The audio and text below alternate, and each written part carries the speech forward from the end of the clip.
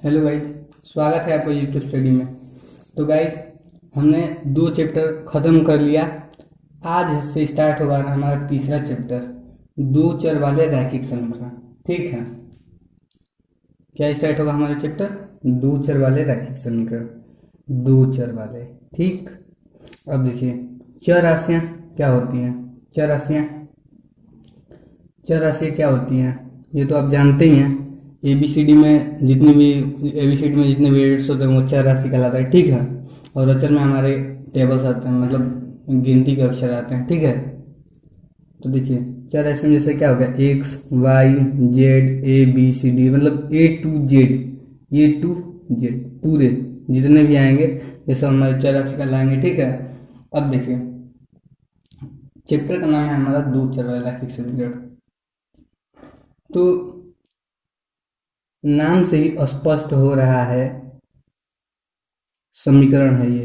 ठीक, एक ऐसा समीकरण आएगा जिसमें 2 चर होंगे। एक ऐसा समीकरण इस चैप्टर में आएगा जिसमें 2 समीकरण होंगे, मतलब 2 क्या होंगे, 2 चर होंगे और दोनों की हमें वैल्यू निकालनी होगी। ठीक, तो देखिए सबसे पहले मैं आपको बता दूं, अगर 2 समीकरण दिए गए हैं, ठीक, और 2 समीकरण और 2 चर हैं। ठीक, जैसे मान लीजिए 2 चर वाला रैखिक समीकरण है तो ये इस प्रकार होगा। ये देखिए X plus Y equal to 0, ये क्या है, हमारा 2 चर वाला रैखिक समीकरण है। अब देखिए इसका रूप क्या होगा, रूप इसका क्या होगा, मतलब ये इसका जो मानक रूप है ये क्या होगा, इसका मानक रूप होगा X plus B Y plus C equal to 0।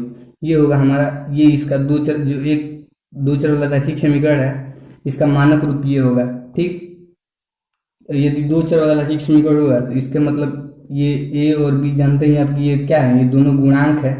ठीक, और एक्स और वाई क्या है, एक्स और वाई ये दोनों चर हैं, जिसमें सी क्या है, सी मीन्स कोई अचर राशि है। ठीक, तो देखिए कोई भी अगर 2 चर वाला रैखिक समीकरण हो, ठीक, और उसमें एक्स और वाई की वैल्यू निकालने के लिए, मीन्स 2 चर की वैल्यू निकालने के लिए हमें 2 समीकरण की जरूरत होगी। ठीक, 2 समीकरण की जरूरत होगी, है ना। तो इसीलिए बुक में ऐसे दिया होगा a1x प्लस b1y प्लस सी। ठीक, और a2x plus b2y plus c2। ठीक, ये हो गया हमारा, ये भी हमारा एक समीकरण है। ठीक, इक्वल टू जीरो है ना।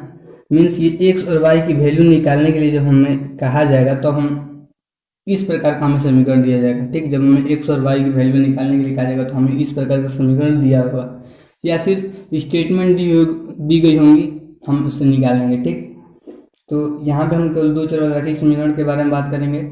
तो ये हमारा हो गया क्या, ये इसका मानक रूप हो गया, और 2 चर वाले मीन्स यही आएगा, 2 चर आएंगे जिसमें एक्स और वाई आ जाए, या फिर जेड प्लस एक्स आ जाए, या फिर R minus X, R plus X, कुछ भी आए, लेकिन उसमें 2 चर होने चाहिए। और याद रहे इन दोनों की वैल्यू निकालने के लिए, यदि 2 चर हैं तो दोनों की वैल्यू निकालने के लिए हमें 2 कम से कम इक्वेशन दिए जाने होने चाहिए, मीन्स 2 समीकरण हमें ज्ञात होने चाहिए, तभी हम दोनों समीकरण की क्या वैल्यू, एक्स और वाई की जो 2 चर हैं इसकी वैल्यू निकाल पाएंगे। ठीक, ये हो गया। अब देखिए अब इसके आगे क्या होता है, तो ये जो चैप्टर है ना, ये चैप्टर, इसमें हम क्या बताएंगे, मतलब ग्राफ के बारे में। जो पहला एक्सरसाइज है हमारा, इसमें हम पहला एक्सरसाइज भी अपना सॉल्व करेंगे। तो इस जो पहला एक्सरसाइज है इसमें हम उसके बारे में अध्ययन करेंगे, क्या कहते हैं, ग्राफ, मतलब 2 समीकरण दिया गया होगा हमें, ठीक है, और उसका ग्राफ हम कैसे खींचेंगे। ठीक है,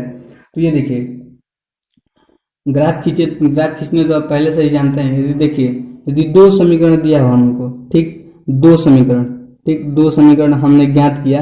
ये देखिए a1x plus b1y plus c1 equal to 0, ठीक, और a2x plus b2y plus c2 equal to 0, हमने 2 समीकरण ज्ञात किया। ठीक, और दोनों समीकरण में से x और y की वैल्यू ज्ञात की। ठीक, और x1 y1 और x2 y2 की, ठीक है ना, x2 y2 की। ठीक, और इसके लिए हमने R1 ग्राफ खींचा और इसके लिए R2 ग्राफ खींचा। ठीक, यदि दोनों ग्राफ दोनों ग्राफ एक दूसरे को किसी बिंदु पर कट करते हैं, मीन्स दोनों ग्राफ एक दूसरे को किसी बिंदु पर कट करते हैं, तो इसका मतलब है कि उनका क्या है, उनका प्रतिषेध करता है तो उनका एक हल है। ठीक, उनका क्या है, उनका एक हल है।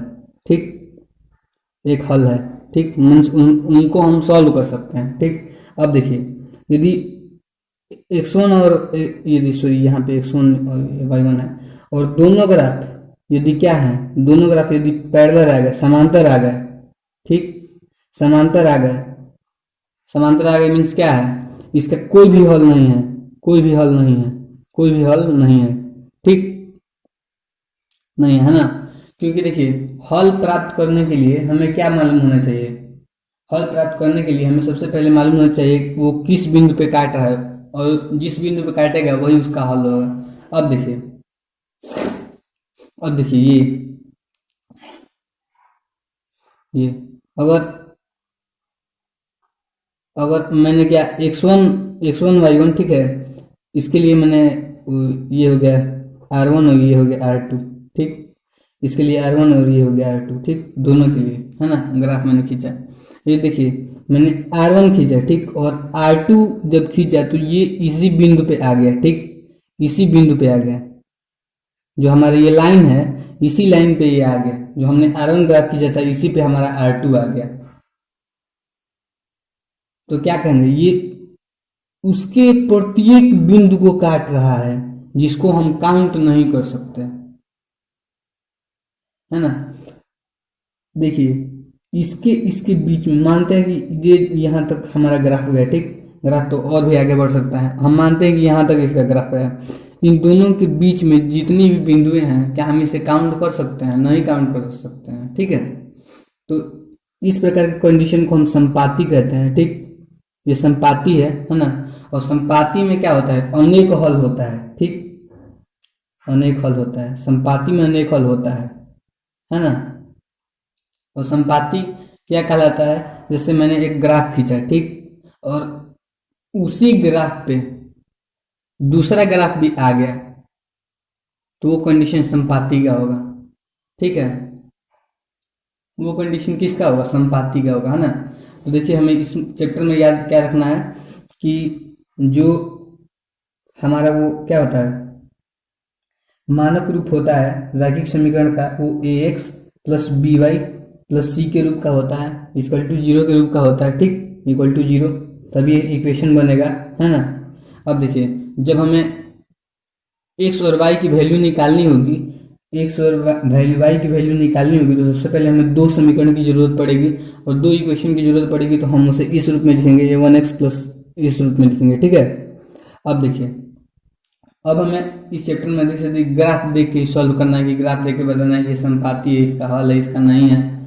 तो देखिए यदि दोनों बिंदुओं का ग्राफ, यदि दो समीकरण का ग्राफ एक दूसरे को किसी भी बिंदु पर कट कर रहा है, तो उसका एक अद्वितीय हल है, मीन्स उसका एक हल है, उसको हम सॉल्व कर सकते हैं। ठीक, यदि दोनों ग्राफ समांतर आ गया, ठीक, दोनों ग्राफ एक दूसरे के समांतर आ गया, तो हम कहेंगे कि इसका कोई हल नहीं है।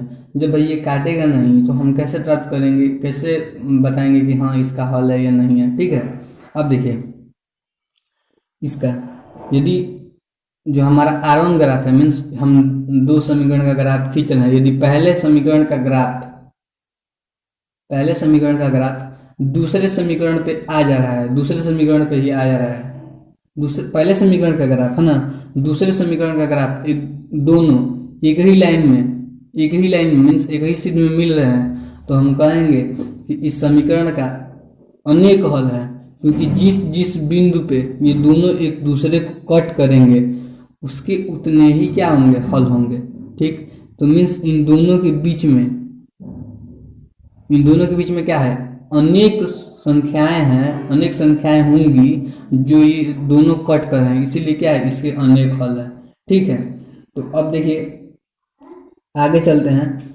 आगे इसमें बस क्या, अब न्यूमेरिकल है, एक्सरसाइज 1.3.1 का। तो गाइस ये रहा हमारा इस पूरे चैप्टर का थ्योरी। तो गाइस आज के लेक्चर में बस इतना ही। बस आप क्या करिएगा, मेरी रिक्वेस्ट है आपसे कि आप जो मैंने बताया इस पूरे थ्योरी को एक बार ध्यान से देख लीजिएगा, बाकी न्यूमेरिकल अपने आप सॉल्व हो जाएगा। ठीक है, थैंक यू गाइस। आज के लेक्चर में बस इतना ही। पसंद आया तो एक लाइक एक शेयर कर दीजिएगा। इसी प्रकार की वीडियो देखने के लिए चैनल को सब्सक्राइब भी कर दीजिएगा। Thank you guys.